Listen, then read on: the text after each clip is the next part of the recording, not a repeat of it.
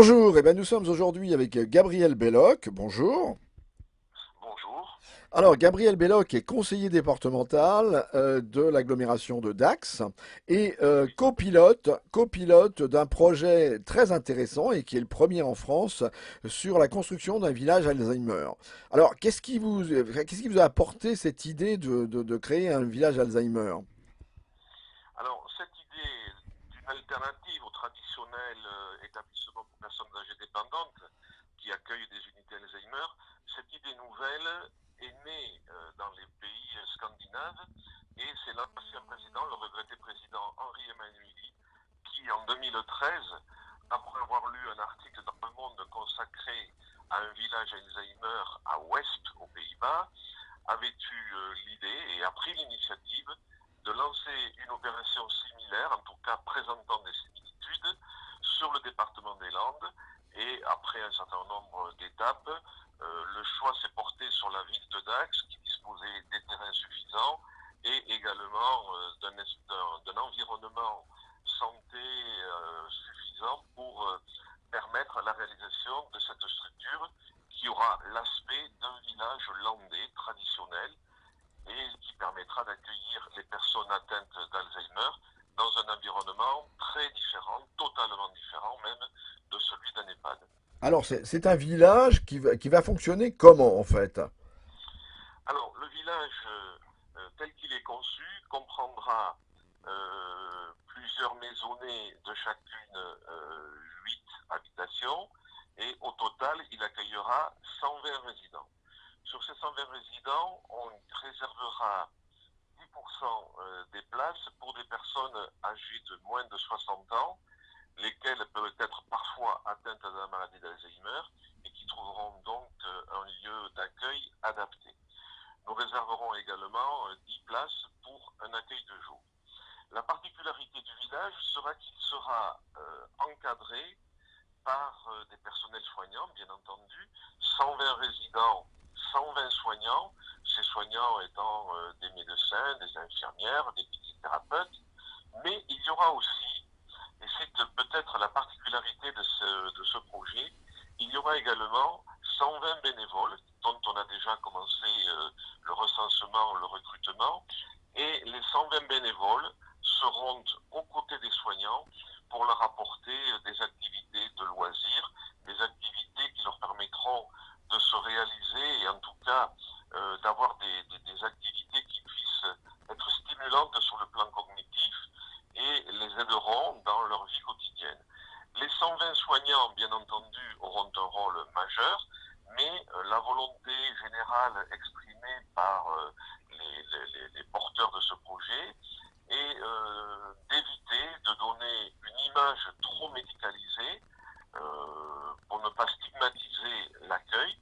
Mais évidemment, on joindra le médical par la présence des personnels soignants, les activités de loisirs, de culture et de sport par la présence des bénévoles.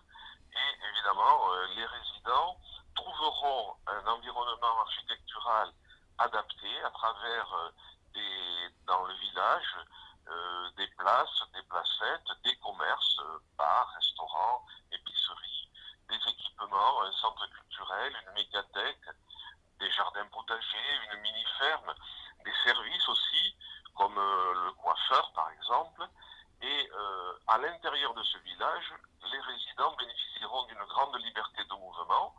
Le village sera bien sûr sécurisé, mais il restera néanmoins ouvert sur l'extérieur et les résidents accompagnés pourront bénéficier d'activités sur la ville, que ce soit d'activités de sport ou de musique, ou assister à des concerts, à des pièces de théâtre en ville, de la même façon que les habitants du pays d'Aqua pourront rendre visite aux résidents du village Alzheimer et les accompagner ou passer un moment avec eux sur des activités de ressources, des activités de loisirs, pardon.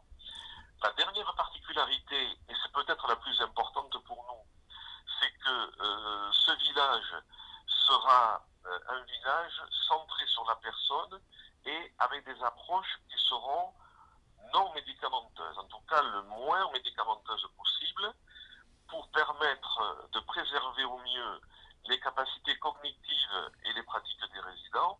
Et il y aura, sur le village même, un centre de ressources dédié à la recherche médicale. Et cette recherche médicale sera conduite en collaboration avec les professeurs Bruno Dubois, qui est directeur du Centre des maladies cognitives et comportementales des hôpitaux de Paris, et Jean-François Dartigue et Bernard Bioulac, qui sont eux-mêmes médecins neurologues au CHU de Bordeaux, et donc qui suivront tout au long du parcours et dans les prochains mois et les prochaines années, qui suivront l'évolution des résidents, mais aussi la perception des personnels soignants et bénévoles, la perception des familles, de sorte que ce village sera à la fois un village innovant, mais aussi un lieu de recherche et d'expérimentation qui permettra de mesurer comment la prise en charge des personnes Alzheimer dans un cadre différent peut participer à une meilleure insertion dans la vie de tous les jours et peut-être contribuer à une durée de vie prolongée. En tout cas, c'est ce qui se passe dans les pays scandinaves et à la différence de ces pays, ici, nous aurons ce comité scientifique qui évaluera et en fera donc un projet d'étude. Alors, est-ce que vous avez, dans le développement du projet, parce que le projet date de 2016, je crois, les premières Oui, ébauches, est-ce que vous avez oui. rencontré des difficultés particulières pour, à la limite, prévenir nos auditeurs et ceux qui auraient envie de se lancer dans une aventure telle que la vôtre? Ben, les difficultés particulières, évidemment que tout projet conséquent et surtout innovant est source de difficultés. La première difficulté a été de convaincre l'ensemble des autorités médicales et administratives et politiques, mais cela a été fait, je vais dire, de façon assez satisfaisante et assez rapide, puisque nous avons obtenu l'accord de l'ARS, du ministère de la Santé et même de l'ancien président de la République qui était le parrain de ce projet.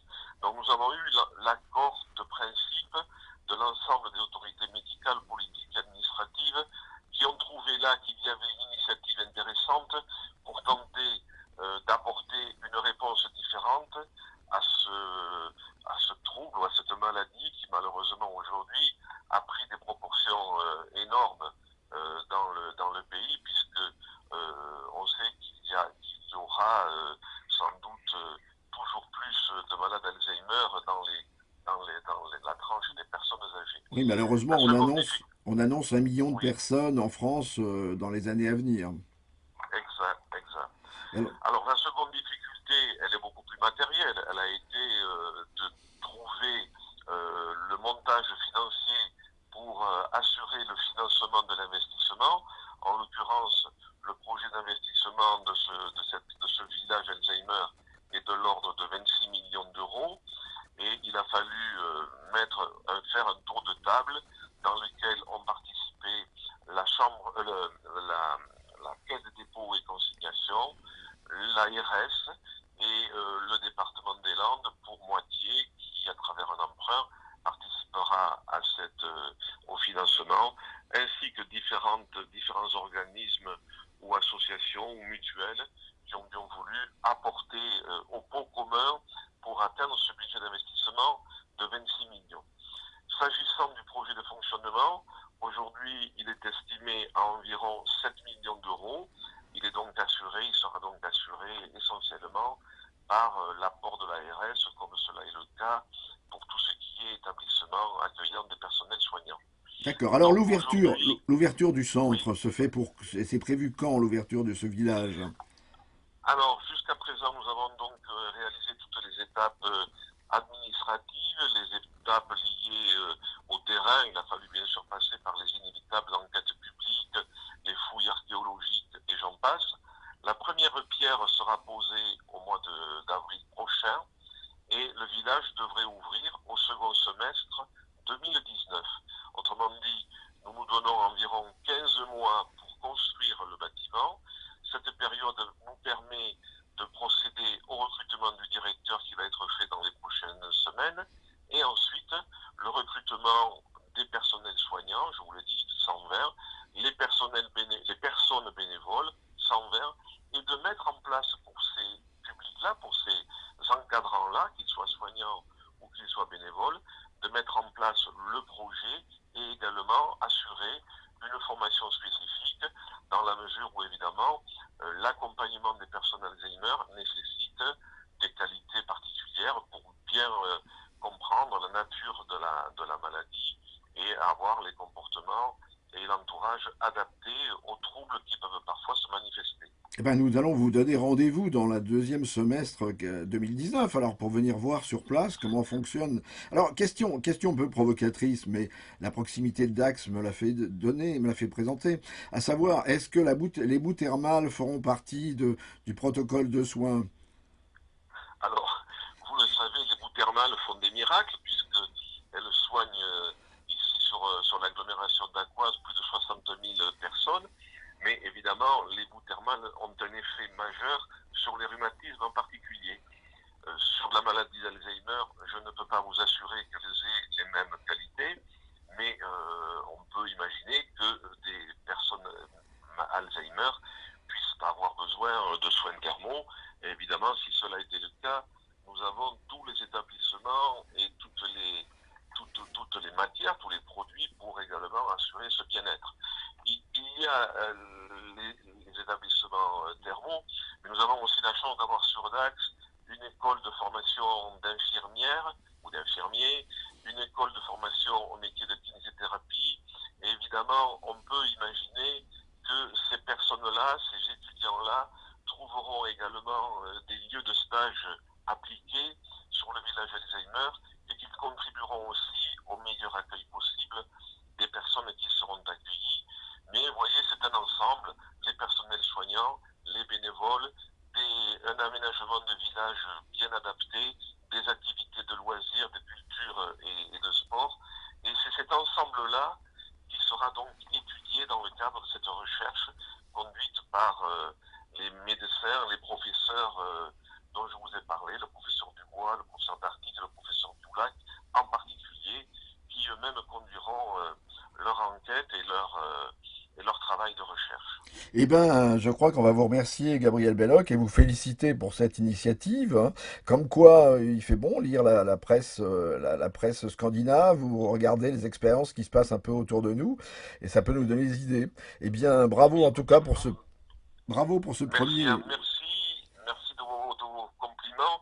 Eh bien, nous participerons nous aussi à lancer une initiative et notre espoir est que les résultats soient positifs et qu'elles puissent être imitées dans d'autres régions de France.